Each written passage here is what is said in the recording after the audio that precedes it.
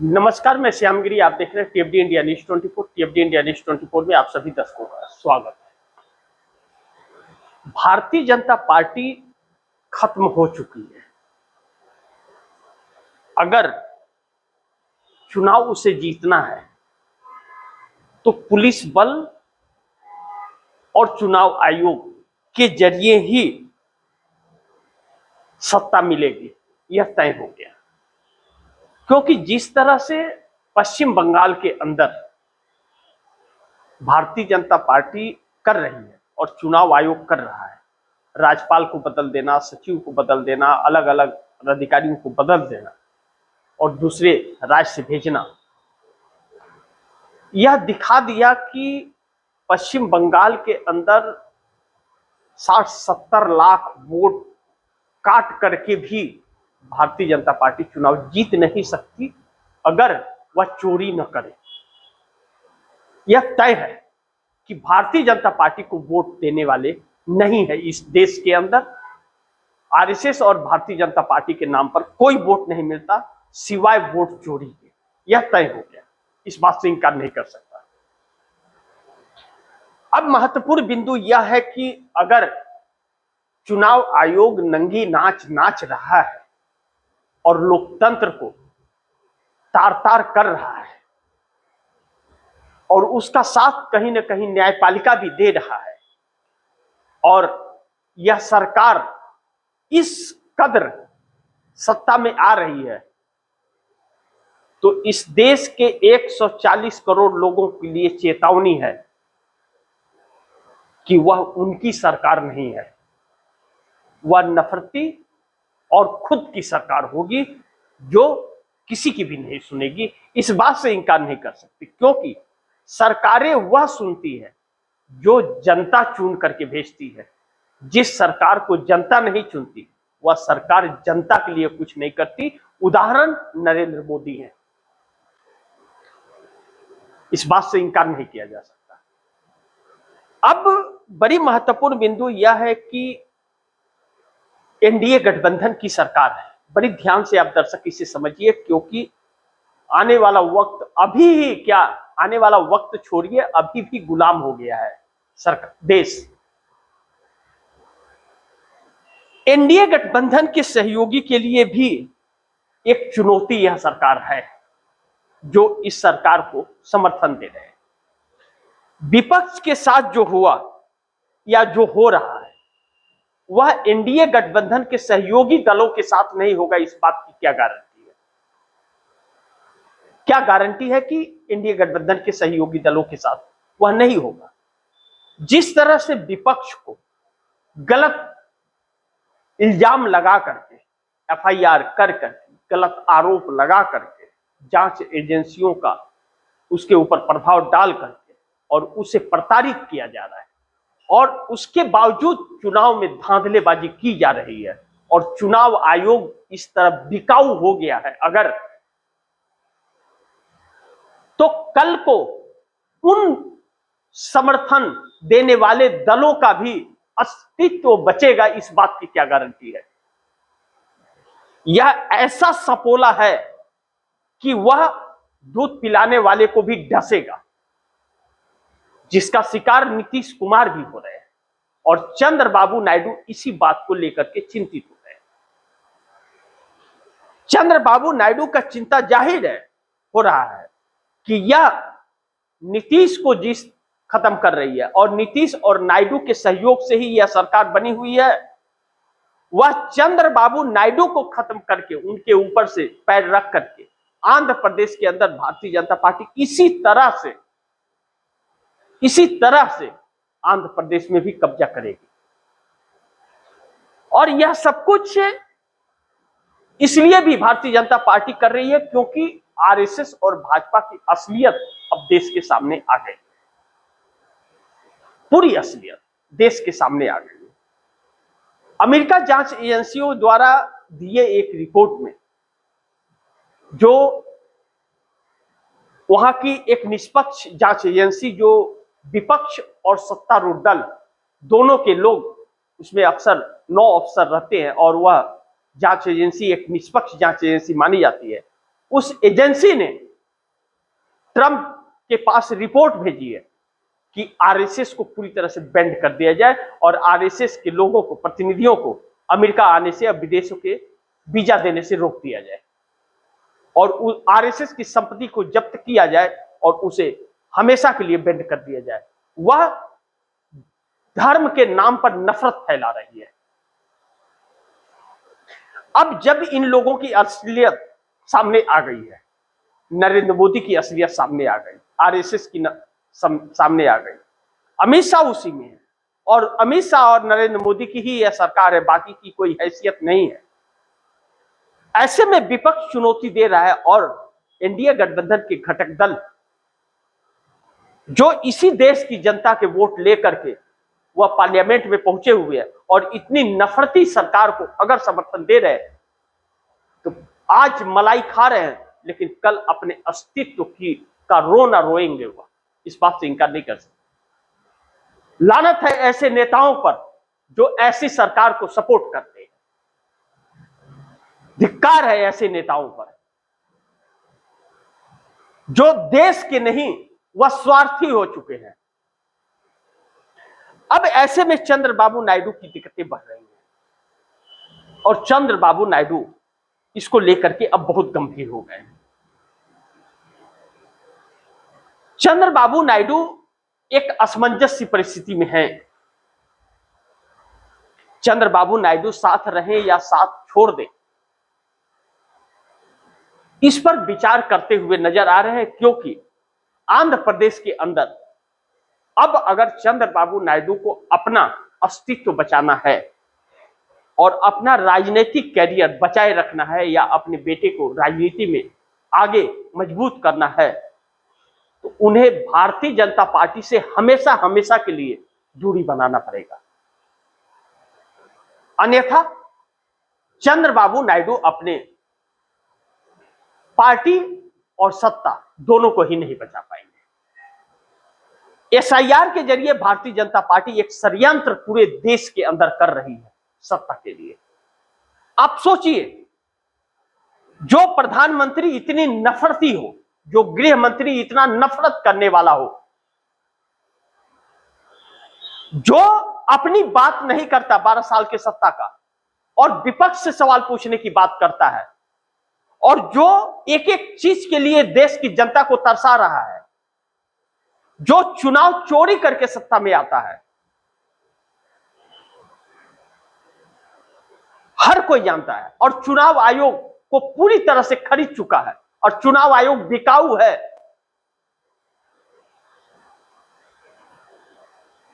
ऐसे में क्या उन सहयोगी दलों को नहीं दिख रहा है? क्या ईरान और इजराइल के इस युद्ध के अंदर जो हमेशा विदेश नीति को लेकर के और कूटनीति को लेकर के भारत का एकदम साफ रवैया, निष्पक्ष रवैया रहता था, वह है? नहीं है। नरेंद्र मोदी यह साफ नहीं कर पा रहे हैं वह किसके साथ हैं। नरेंद्र मोदी जिस इजराइल और अमेरिका के दम पर कूद रहे थे, वह अमेरिका पानी मांग रहा है, भाग रहा है रण छोड़ करके। जैसे नरेंद्र मोदी बिल में छुप जाते हैं, गुफा में ढुक जाते हैं, नाली से गैस बनाने लगते हैं, लेकिन आज जो हर हर मोदी घर घर मोदी कह रहे थे, वही 3,000, 4,000, 5,000 रुपए में गैस सिलेंडर खरीद रहे हैं। और जब यह सरकार जान गई कि मोदी मोदी करने वाले भी इससे दूर हो रहे हैं, तो यह वोट चोरी और सक्रियता बढ़ा दी है। अब अफसरों, चुनाव आयोग, ईवीएम मशीन आदि के जरिए यह वोट चोरी कर रहे हैं, खुलेआम आंखों में धूल झोंककर। यही बात राहुल गांधी इंडिया गठबंधन को समझाने का प्रयास कर रहे हैं, लेकिन समझ में नहीं आ रहा था किसी को भी। और अब ममता बनर्जी को समझ आने लगा, लेकिन कहते हैं तब पछताए होता है क्या जब चिड़िया चुन गई खेत। अब तो ममता बनर्जी कहीं की भी नहीं रही। अब ममता बनर्जी सत्ता बचा पाना ममता बनर्जी को नामुमकिन सा चीज लग रहा है, नामुमकिन सा लग रहा है, क्योंकि 60 से 70 हजार नाम कटने के बाद भी वोटर लिस्ट से ममता बनर्जी चुनाव जीत सकती हैं, लेकिन उसके लिए चुनाव आयोग और अफसरों की तैनाती जो की जा रही है उसमें भी सेंधमारी करके उन्हें हराने का काम भारतीय जनता पार्टी करने जा रही है और ममता बनर्जी असहाय से परिस्थिति में आ गई है।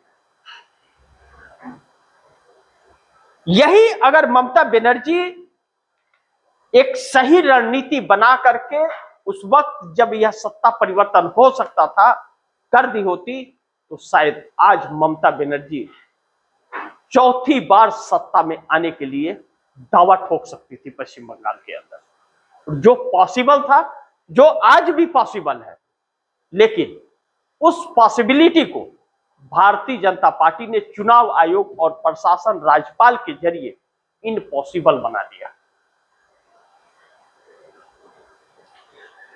अब ऐसे में इंडिया गठबंधन के पास एक ही रास्ता सड़क पर आना। जो कार्य कांग्रेस अलग अलग शहरों में सड़क पर खड़ा होकर के इस सरकार को चुनौती दे रही है, सीधा हर किसी को सड़क पर आना पड़ेगा और सड़क पर आकर के लड़ाई लड़नी पड़ेगी। कहावत है कि जब संसद आवारा हो जाए, सड़कें सूनी हो जाए तो संसद आवारा हो जाता है। संसद भी आवारा है और सड़क भी आवारा बना हुआ है। सिर्फ इन घटक दलों में, इंडिया गठबंधन के घटक दलों में एकजुटता न होने के कारण, और एकजुटता ही इस सरकार की हार है, इसीलिए उसे एकजुट नहीं होने देती है और एक एक को करके खत्म कर रही है। और यही कार्य एनडीए गठबंधन के घटक दलों के साथ होगा। ऐसे में एनडीए घटक दल जो है एनडीए गठबंधन के, उन्हें समझ आ रहा है या नहीं आ रहा है यह तो वक्त बताएगा, लेकिन चंद्रबाबू नायडू को समझ आ रहा है। अब नायडू और सिंधे में अलग अलग परिस्थितियां हैं। एकनाथ सिंधे भारतीय जनता पार्टी के सहारे अपनी पार्टी के मालिक है और चंद्रबाबू नायडू के सहारे मोदी सरकार है। मोदी सरकार के सहारे चंद्रबाबू नायडू की सरकार नहीं है। नीतीश कुमार जैसा नेता भगवान दुनिया में किसी भी देश में न दे, लानत है वैसे नेताओं पर, जो बिहार को एक ऐसा गुलाम और लाचार बना दिया। 20 साल से भारतीय जनता पार्टी के साथ रह करके और इन 12 सालों के अंदर पूरे बिहार को बेच डाला और सब वोट चोरी से बन रही सरकार, वरना जनता तो इन्हें वोट दे नहीं रही है। अब ऐसे में मात्र चंद्रबाबू नायडू ही इस सरकार से अगर दूर हो रहे हैं और इंडिया गठबंधन एकजुट हो जाए तो सरकार हिलनी तय है मोदी की, इनकार नहीं कर सकते। लेकिन ईरान अमेरिका के बीच जो युद्ध हो रहा है भयावह मोड़ पर पहुंच गया है, तबाही निश्चित है। अब हम बाकी के देशों के जिक्र नहीं करेंगे कि मिडिल ईस्ट में कितनी तबाही मची है, हम इस पर जिक्र कर ले कि भारत में जो तबाही है और जो तबाही आने वाली है, क्या उसका कोई तोड़ मोदी सरकार के पास है? तो मोदी सरकार के पास उसका कोई तोड़ नहीं है। जनता मरती है तो मरती रहे, जनता भूखी है तो भूखी रहे, जनता बर्बाद हो रही तो बर्बाद होती रहे। इसे तो सिर्फ और सिर्फ सत्ता चाहिए और पैसा चाहिए, बाकी भाड़ में जाए जनता। और यह अपने राजभोग के लिए कर्ज पर कर्ज इस देश पर लाद रही है और अब महंगाई की मार 1 अप्रैल से जो होगा वह तो होगा ही। और अब जिस तरह से रेट हर सामान के अचानक बढ़ने लगे हैं, उसके बाद भी अगर भाजपा की सत्ता आ रही है तब फिर जनता की बात करना बेकार है, क्योंकि वह निकम्मी होगी जो इतने के बावजूद भी उसे कोई फर्क नहीं पड़ता तो उसे उसी के हाल पर छोड़ देना चाहिए। लेकिन यह देश किसी की जागीर और उन चंद अंधभक्तों की जागीर नहीं है, और ना तो भाजपा आरएसएस वालों को, कि यह नफरती लोग सत्ता में बैठे हुए हैं। इस देश को जिसने आजाद कराया है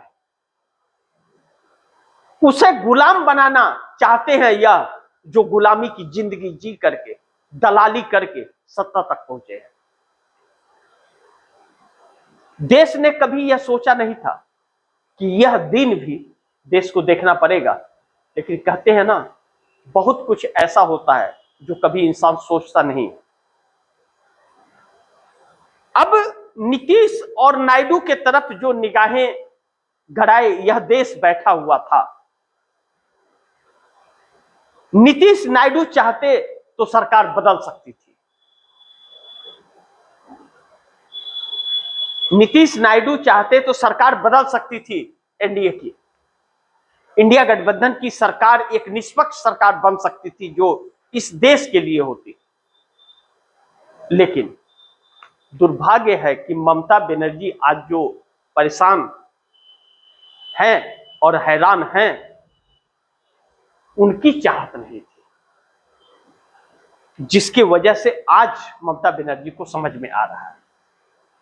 एक वक्त था जब भारतीय जनता पार्टी के 7 सांसद तृणमूल कांग्रेस में पश्चिम बंगाल में शामिल होना चाहते थे। 12 सांसद हैं पश्चिम बंगाल से भाजपा के, 7 सांसद तृणमूल कांग्रेस में आना चाहते थे। नीतीश और नायडू को ऑफर था प्राइम मिनिस्टर का, इंडिया गठबंधन में आके वह प्राइम मिनिस्टर बन सकते थे। लेकिन नीतीश नायडू आना भी चाहते थे, लेकिन ममता बनर्जी तैयार नहीं। अखिलेश यादव भी कोशिश कर रहे थे, लेकिन अखिलेश यादव भी अलग थलग नजर आ रहे थे। ऐसे में कांग्रेस के पास कोई रास्ता नहीं था। और अब भी इंडिया गठबंधन के तरफ से वह प्रयास नहीं हो रहा है जो प्रयास करके सत्ता का परिवर्तन करते हैं। और यह सारी तानाशाहियां फिर खत्म। ऐसी क्या मजबूरी है कि 30 सांसदों का व्यवस्था एनडीए गठबंधन कर सकता है, इंडिया गठबंधन 30 सांसदों का व्यवस्था नहीं कर पा रहा है। इन 30 सांसदों का चक्कर जो है, 30 सांसद, यह 30 सांसदों का चक्कर इस देश के लिए बहुत घातक साबित हो रहा है। यह 30 सांसद आना नहीं चाहते, या यह 30 सांसद को इंडिया गठबंधन लाना नहीं चाहता, जो आज बर्बादी के कगार पर और लोकतंत्र को पूरी तरह से खत्म करने की कगार पर पहुंचा दिया है। इसे देश की जनता को समझना पड़ेगा। अगर देश की जनता ने अब भी नहीं समझा, तो यह चुनाव आयोग और यह प्रशासन जैसी यह लोक संस्था जो हैं, यह इस देश को दीमक की तरह चाट रहे हैं, दीमक की तरह। और आपको नेताओं के चिकनी चुपड़ी बातों पर नहीं और उनके आंसुओं पर नहीं, आपको अपनी सोच से अब सत्ता को लाना पड़ेगा। अन्यथा यह नौटंकी बाज भी बहुत हैं, रोते भी हैं मंचों पर, माइकों पर रो भी देते हैं, और आपको गुलाम भी बना रहे हैं। इसलिए सोचिए कि आपको लोकतांत्रिक अधिकार चाहिए, संविधान से चलने वाला लोकतंत्र चाहिए, या फिर गुलामी का जीवन चाहिए। यह तो फैसला देश की जनता को करना है। लेकिन यह 30 सांसद जो हैं, वह किधर हैं और किधर जाएंगे, यह एक बहुत बड़ा प्रश्नवाचक चिन्ह है। क्या इन 30 सांसदों को इंडिया गठबंधन नहीं ला सकता? क्या यह 30 सांसद नहीं आना चाहते या इंडिया गठबंधन लाना नहीं चाहता? एनडीए गठबंधन के अंदर वह खुश हैं? ऐसी क्या समस्या आ रही है कि भारतीय जनता पार्टी तानाशाहियां करती जा रही है अल्पमत में भी रह करके, और उनको छोड़ नहीं रहे 30 सांसद? और वह छोड़ना चाहते हैं तो कौन वह शख्स है जिसके वजह से समीकरण नहीं बन पा रहे हैं इंडिया गठबंधन में 30 सांसद आने के बाद भी? जो देश की नहीं सोच रहा है, यानी कि सब अपना पेट भरने में लगे हैं, जो इस देश के लिए शुभ संकेत नहीं है। ईरान एक छोटा सा देश जिस तरह से नाच नचा रहा है पूरे अमेरिका को, तहस नहस कर दिया है अमेरिका को, पूरे मिडिल ईस्ट को बर्बाद कर दिया उसने। अमेरिका को बोरिया बिस्तर लपेट कर भागने की बात कर रहा है, कह रहा है कि अमेरिका अपना बोरिया बिस्तर उठा करके भागे, और नहीं भागेगा तो उसका हर चीज तबाह कर देंगे। और भारत के ऊपर जो असर पड़ रहा है, भारत के पास कोई उसका तोड़ नहीं है, क्योंकि इस सरकार की कोई सोच नहीं है, और इसकी कीमत जनता को चुकानी पड़ेगी। और बोल रहा है प्रधानमंत्री देश का कि जैसे कोरोना को से निपट लिए वैसे इससे भी निपट लेंगे, यानी कि जो मरता है मरता रहे, जो लूट रहा है लूटता रहे। गैस सिलेंडर 900 रुपये का आप 5000 में लेते रहो, कोई फर्क नहीं पड़ता।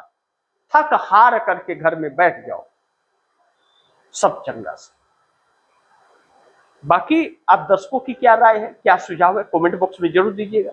इस खबर को ज्यादा से ज्यादा शेयर कीजिएगा, अपने दोस्तों को भी कहिएगा आगे शेयर करें। और आपने अगर टीएफडी इंडिया न्यूज 24 को सब्सक्राइब नहीं किया, सब्सक्राइब कर लीजिए, अपने दोस्तों को भी कहिएगा सब्सक्राइब करें।